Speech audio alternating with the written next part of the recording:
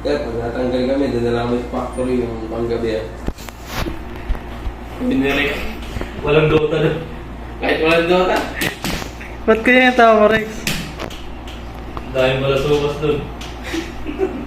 Ang daming Pilipin, ang daming 100% Pinoy. Ang sakit po. Sayang po, no? Yung tao na yun, kung makikita nyo yung upload ko nung nakaraan. Kung anong itsura niya bago ako umalis. Ito naman yung mga picture niya nung mga nakuha ko siya ng tulog.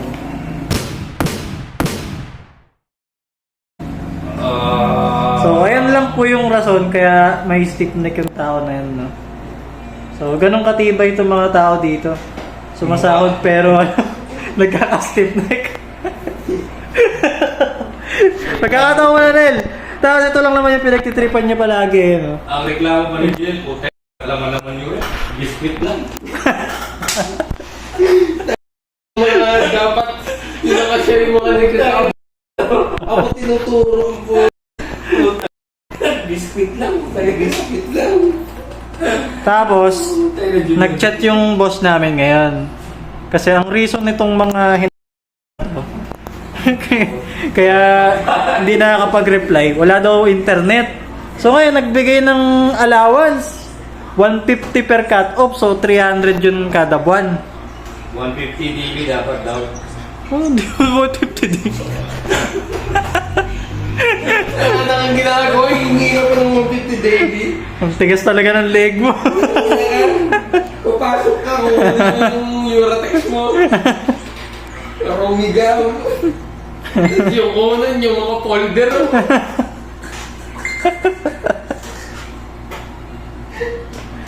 Patay nga, kung totoo ba yan? Kung legit ba yan?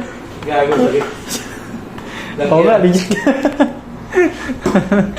Nga sa kapapasok na yun. Dahil sa leg. Oo. Sabi ko, puta meeting pala. Matik na rason yan, leg.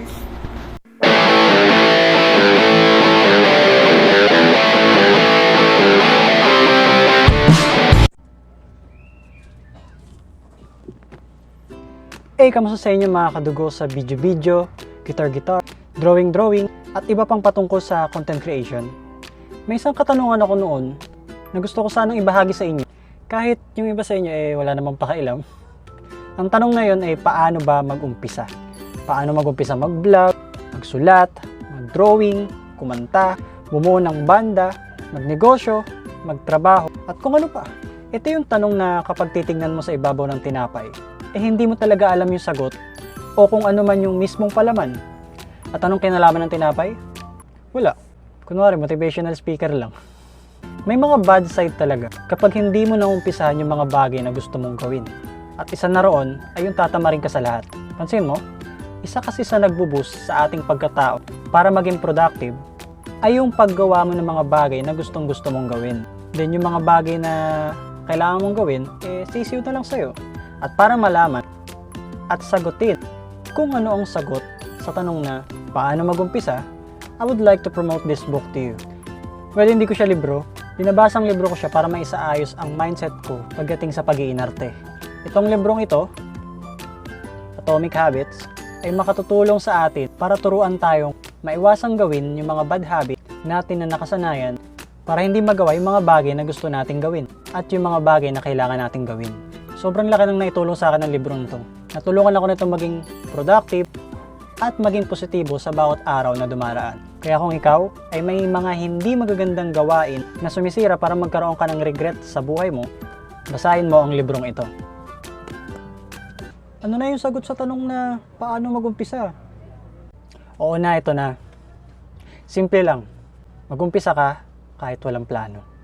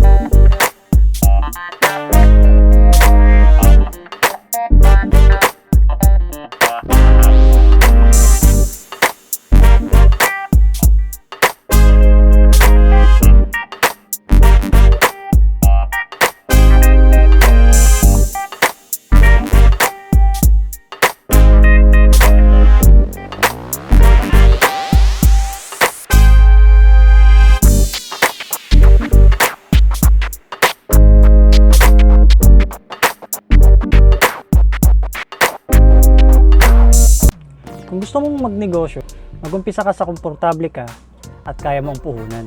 Huwag mo munang isipin yung what if kung matalo ka. Kasi normal naman talaga sa buhay ang matalo o manalo. Hayaan mo bang sisihin mo ang sarili mo? At balik ta rin ang tanong na, what if manalo ako? And speaking of paano mag-umpisa, I'm already 27 years old. At bibihira lang ang taong may ayos na trabaho at buhay na nakakain ng 3 to 5 times a day na may ganitong katawan. Malakas naman ako kumain, pero ganito pa rin. At isa sa mga naisip kong paraan at hindi scripted na dapat umpisahan ay ang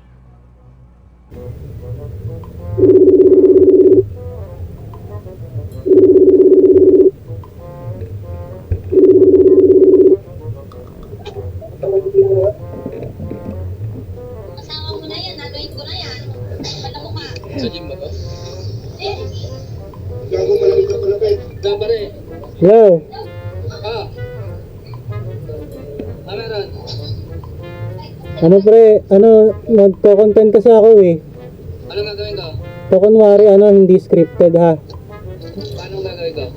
Kunwari magpapatulong pa lang ako sa'yo. Paano gagawin ko nga? Wala, magtatanong lang ako sa'yo. Kunwari kakatawag ko lang, ganun. Ngayon. Pero ko papatayin. Pero ano ba tatanong mo? Para alam ko yung sagot ko. Hindi, magpapaturo ko sa'yo mag-gym. paano nag-check?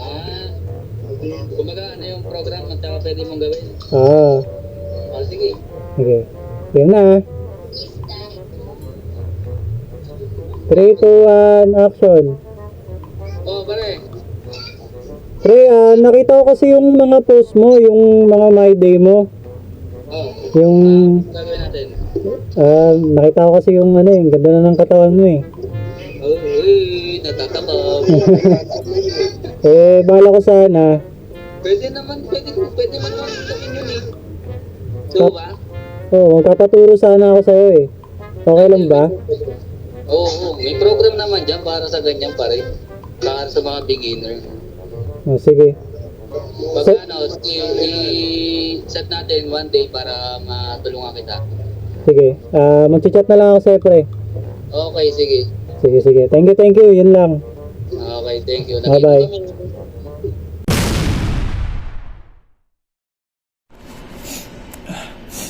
Nasipan ako Okay guys, so meron kasi tayong pupuntahan ngayon, no? At syempre, kailangan nating mag-ayos ng pagmumukha. Bukod sa higit sa lahat, yung ating hininga. Nakabulan siguro sanggol. Sige.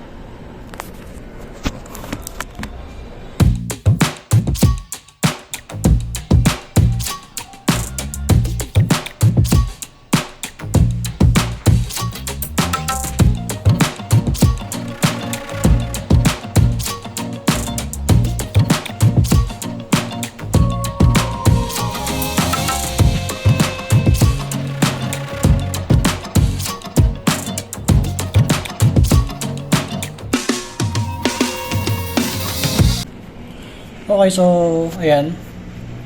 Nakapag-ahit na tayo. So mukha na tayong malinis ulit.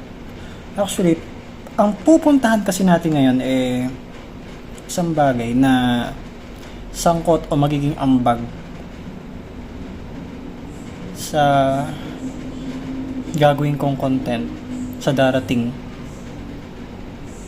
na araw. Pero hindi ko sasabihin syempre kung anong araw yun. Pero ayun, may gagawin tayong content. At itong pupuntahan natin isa siya sa kukumpleto sa bagay na yun. At ang pupuntahan natin ulit. So pupunta lang naman tayo sa gym.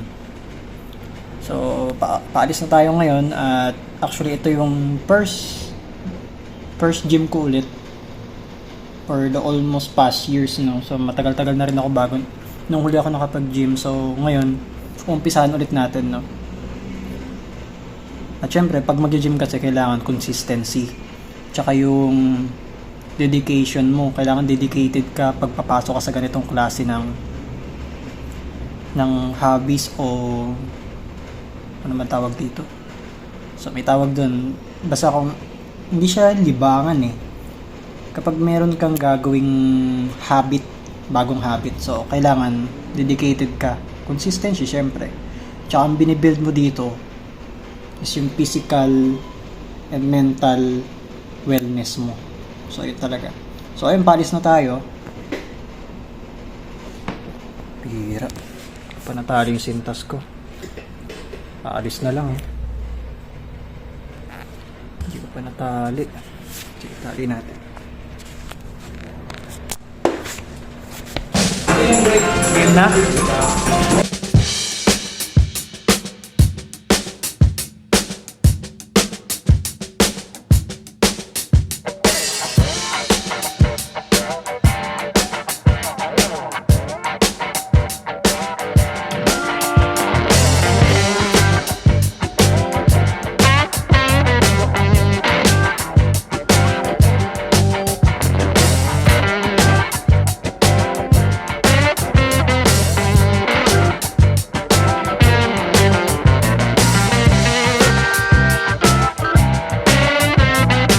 By the way, bago nga pala natin ituloy dun sa mga clip natin, dito na naman tayo nag-gym sa Hermaka Gym. Dito tayo matatagpuan sa Rainbow Street Corner, Katipunan Street. Landmark 7-Eleven. Tsaka video.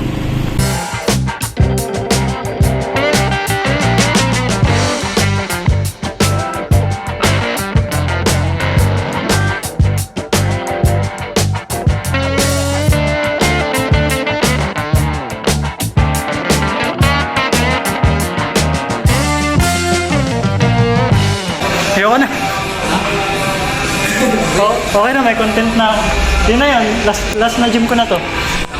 Bye guys. Bye guys.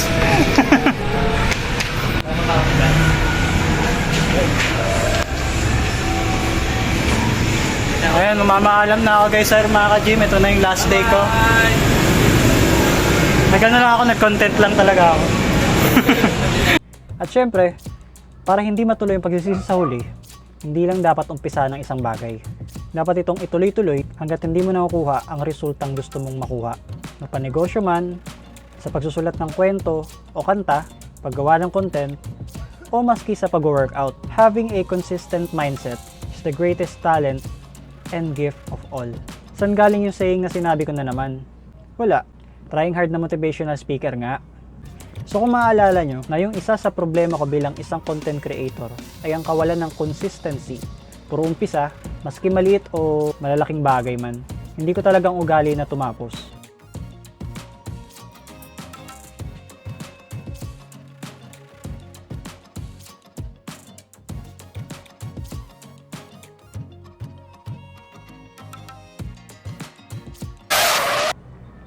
Kala ko ba hindi ikaw si Jeremy A. Vlogs? Sabi ko na pinagloloko mo lang kami. Ulit-ulit, maling nasulat sa script. Hindi ako yan. Pero may isang content na ginawa yung Java Chips nyo na marami nang sumubok na content creator at yun ay ang daily vlogs. Isa sa grabe maka-mental drain, physical at financial drain, pero sa dulo, magugulat ka sa kaya nitong gawin. Magkakaroon ka ng consistency mindset. So gagayahin mo. Oo na, gagayahin ko na. Manahimik ka lang dyan. Patapos na nga panay kasingit. Okay. Sorry. Sige, tuloy mo na. At ang pagkakaroon ng consistency mindset ay magre-resulta sa mga bagay na marami kang matatapos. Kaya, bubuhayin natin muli ang daily vlog sa channel na to. Mula November 1, saan ba? Dito yata. Mula November 1 hanggang November 30. Kasabay na dyan ang mga ginagawa ko araw-araw. Pag-gym, pagbabasa ng libro, paglalaro, pagtuturo, pag-review ng video ng iba, pagkatrabaho, at pag-upload sa ating mga social media platforms. And the goal of this daily vlog is to strengthen our consistency mindset, which is our end result. At syempre, para kumita, baka maulan na ng views ni Meta tsaka ni YouTube eh. Malaki daw bigayan kasi pag magpapasko. At dyan na natatapos ang ating content for the day. Ako nga pala si George Stone. Ginagamit mo lang kami. Teka lang, nag-outro eh.